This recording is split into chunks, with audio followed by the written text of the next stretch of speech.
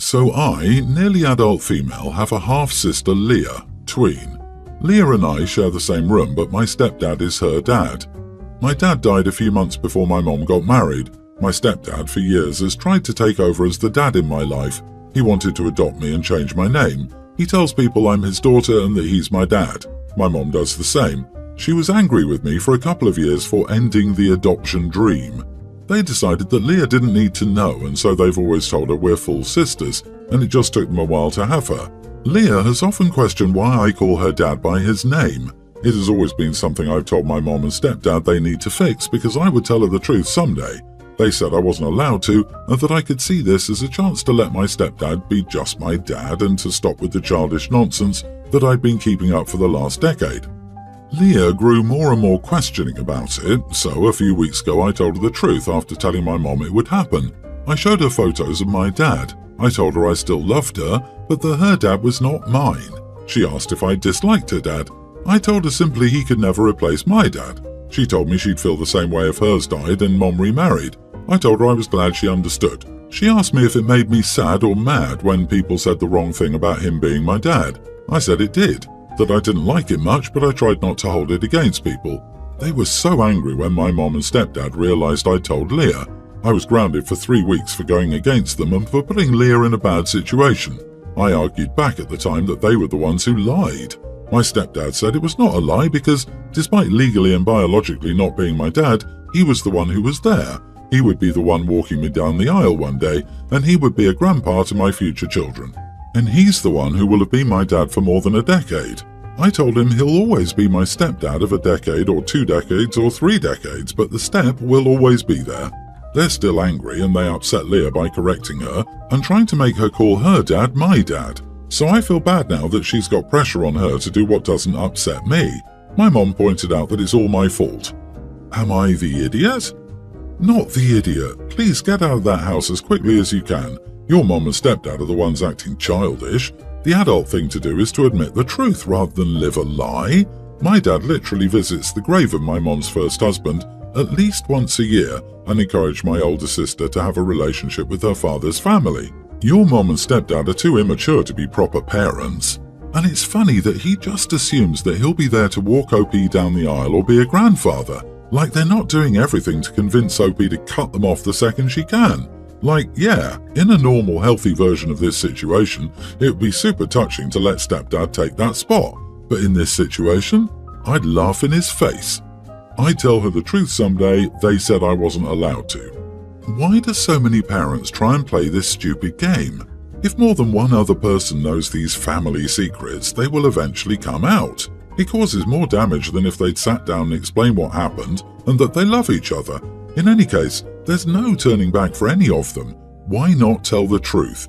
It's shocking that the tween half-sister has more empathy, understanding and maturity than the parents. I feel terrible for both kids.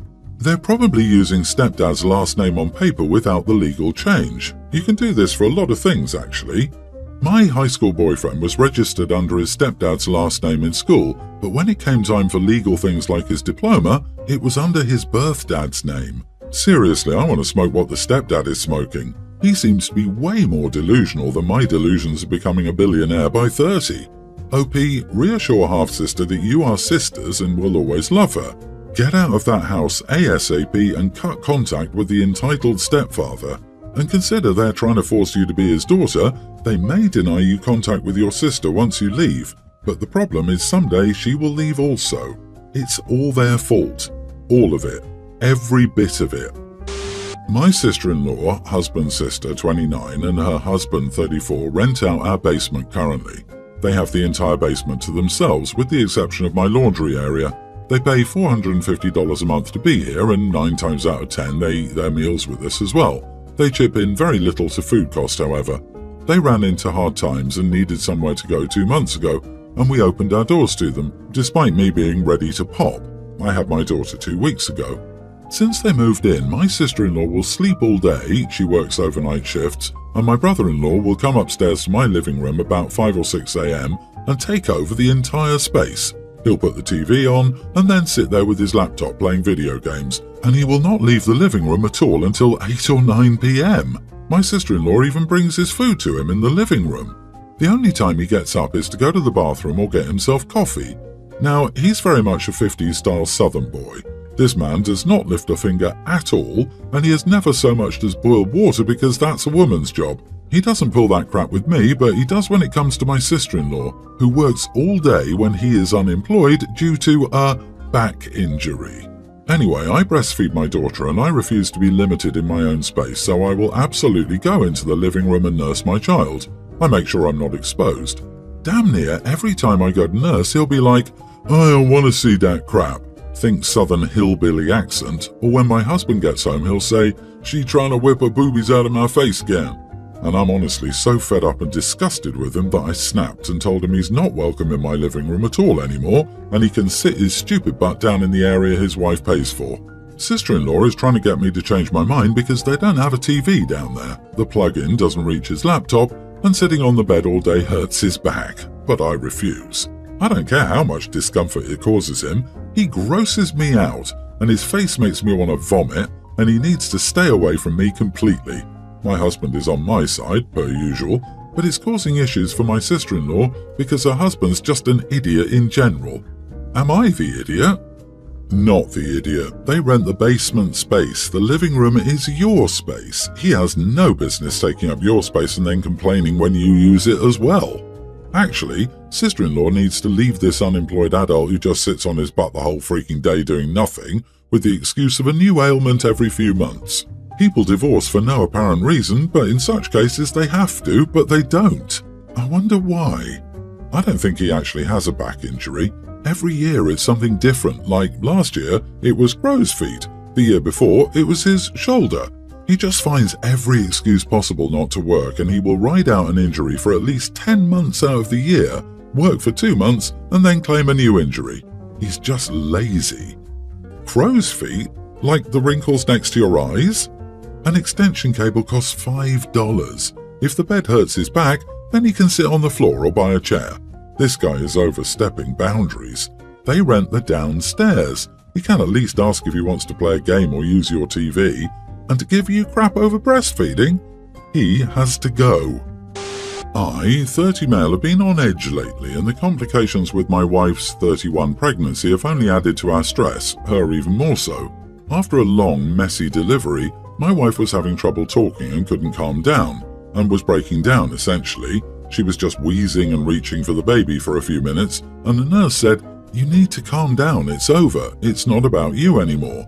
After I got my wife to breathe and relax a bit, I approached the nurse and said she should have a heart and understand what my wife was and is going through, and she said, "Oh, okay," in a way that made it clear she didn't care. So I just looked at her and told her to be quiet if that was how she decided she wanted to waste everyone's time. She said, "If you'd let me do my job, I could get you 3 on your way home soon. Is that all right?"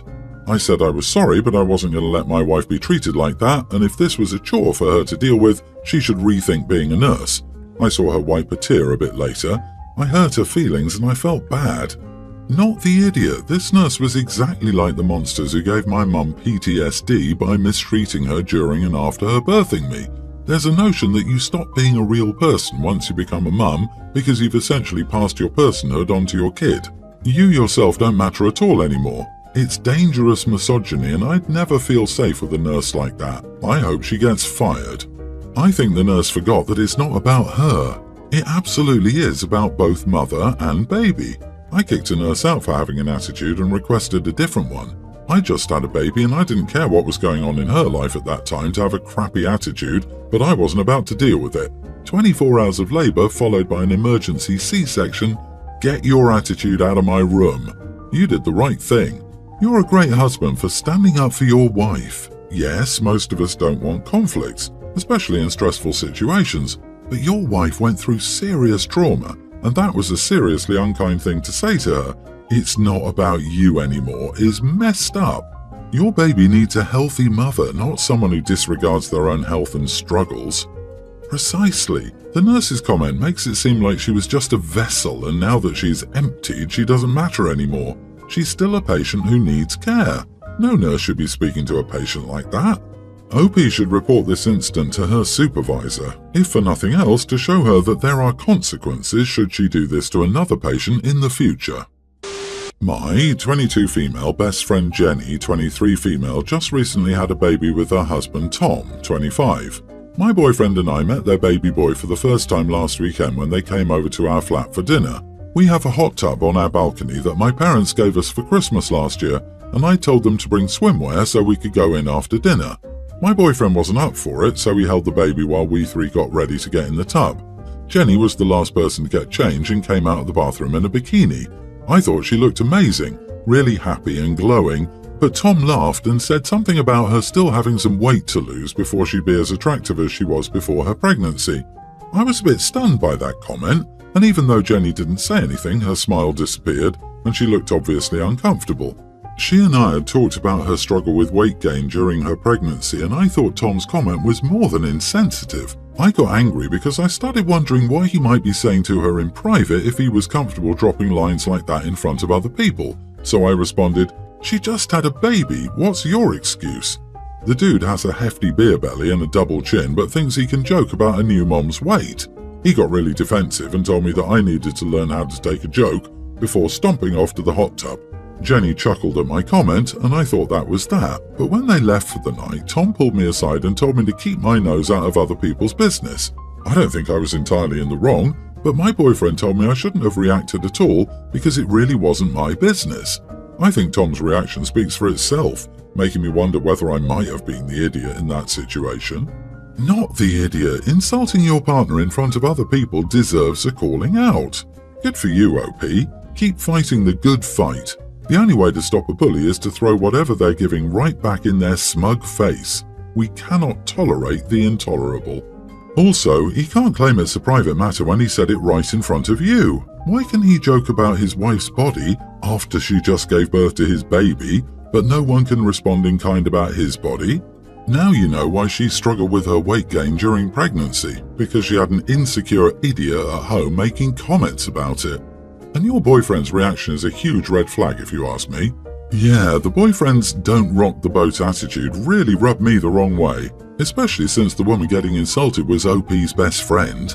Have a serious conversation with your boyfriend about his values, because no one should be comfortable remaining silent in the face of that kind of nasty behavior.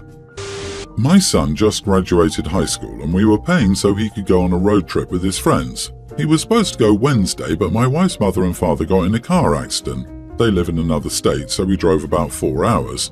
My wife was a wreck and wasn't in a position to drive since her dad was in critical condition. He pulled through, luckily. We have 2 other kids, tween and pre-tween. We can't leave them at home alone, and we couldn't find a sitter to watch them on such short notice. We even tried our neighbour, but he couldn't do it. So that left our 18-year-old. He was angry, to put it mildly, but he did it. I told him we would make it up to him, and if he could ask if his friend could move it back a week. They couldn't, sadly. We were gone for 2 days, he pulled through. My wife stayed and I headed back. I paid him for watching the kids and went to talk to him about getting him on the trip. It was supposed to be 2 weeks and they should be just to stay over. He blew up about ruining his trip and said there was no point going even though it would still be 12 days of the trip. He called me a jerk and locked himself in his room. I need another opinion since this was an emergency and he doesn't seem to care his grandparents almost passed. Honestly, you are the idiot. I don't care why you couldn't take your kids. It's their grandparents who are in critical condition after all. They're at ages where you don't have to keep your eye on them every single second. It shouldn't have been that much of a bother. And what would have happened if he'd already left? It's not your job to police his feelings about his grandparents. People are allowed to feel how they feel about people. Not the idiot, and the people who constantly answer, "He's not your children's parents," are exhausting and out of touch with reality. He wasn't parenting, he was looking after them during an emergency. When something like that happens, you are supposed to help your family. You're not an island, your interests and needs are not the only ones that count. Opie even offered to take him on the trip so he wouldn't lose all of it, but his son refused. He could still go and spend 12 days with his friends. Instead, he threw a fit and skipped 2 whole weeks of vacation because he had to stay home for 2 days. Son can be upset, but he chooses to be stupid about this. He should have accepted the lift. Right? Only in an alternate universe where 18-year-old spoiled kids' wants trump an entire family's emergency needs. It's horrible. I can't imagine at 18. I wouldn't have missed a trip to help my family out, and to be honest, I wouldn't have felt like going on a fun trip if my grandfather was possibly dying. There's something wrong with this kid. Some of us have good families that we actually care about. Update: am I the idiot for having my son miss his graduating road trip to watch his sibling? Well, he called his mom. Let's say it didn't end well. He said basically the same thing he said to me, and my wife had a breakdown on the phone with him, and she sent him the injuries and pictures of Grandpa and Grandma. He finally came out of his room and told me he wasn't going to go on the trip and that the plane tickets weren't needed. I talked to my wife and I'd never heard her that mad. On the good news, Grandpa has some feeling back in his legs, which was a huge concern. For people saying we didn't have an emergency plan, we do. First, my closest friend, vacation. Main babysitter, not available. Backup babysitter, not available. Last resort, grandparents, hospital. We tried to find someone, so we even asked our neighbour, whom I have a good relationship with. I had a conversation with my son about everything. He and Mom will have a conversation when she calms down. His friends are not a state over, they're about 2 down at this point and going to Mexico. They'll probably get to the border tonight. They were supposed to be going to California. He had his passport and everything ready. This is a mess.